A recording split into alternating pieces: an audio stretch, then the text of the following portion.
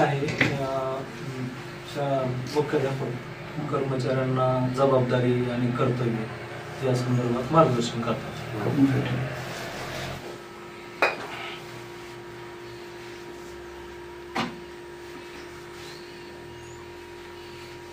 आता विषयावर जर बोलायचं झालं तर पहा, ज्यावेळेस आपण शाळेमध्ये येतोय आणि आल्यानंतर आपल्या असणाऱ्या ज्या आपल्या जिम्मेदाऱ्या आहेत, जिम्मेदाऱ्या वेगळ्या आणि कर्तव्य वेगळं। आपण आता जे काही नवीन कर्मचारी आपल्याकडे आले समजा, तर ते कर्मचारी काय करतात की आपल्या या ठिकाणची जी आपली हालचाल आहे, मग आपल्या असेल किंवा शाळेतील विद्यार्थ्याचे असेल, तर याचं ऑब्झर्वेशन करतात। जसं एखादा नवीन विद्यार्थी शाळेमध्ये प्रवेशित झाल्यानंतर त्या ठिकाणचा जे वातावरण आहे, त्या ठिकाणचं वातावरण पाहून तो त्याचं वर्तन करत असतो।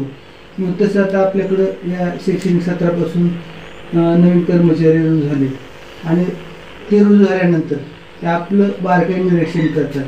त्याच्यामुळं शाळेमध्ये येणारा जो कर्मचारी असेल, मग तो शाळेचा कर्मचारी असेल किंवा पालक असेल, तर याच्यासाठी आपण आपल्या वर्तणूक कशी आहे, आपण त्यांना बोलतो कसं, आपण त्याच्या महत्त्वाचं कारण की त्याचा विषय समजून घेणं महत्त्वाचं आहे।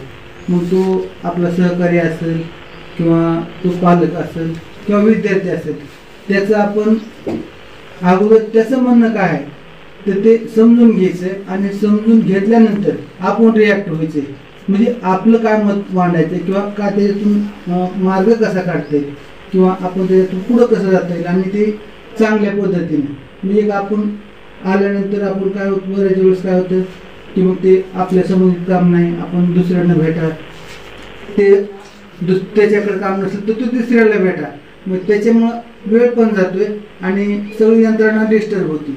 मग त्याच्यामुळं मला असं वाटतंय की ज्यावेळेस काही असे प्रश्न निर्माण होतील आणि जर आपल्या स्तरावर जर सोडवता येत असतील, मग तो विद्यार्थ्या संबंधित प्रश्न असेल किंवा पालकासंबंधित प्रश्न असेल, तर तो आपल्या स्तरावर जर सोडला गेला तर त्याचं बेनिफिट किंवा त्याचा फायदा थोडासा वेगळा आहे आणि त्याच्यामुळं थोडं शाळेची शिस्तही आपल्याला पाहायला मिळते। तरी मला असं वाटतं की आपण या नियमाचं आपण काटेकोरपणे पालन करताल अशी अपेक्षा करतो आणि थांबतो।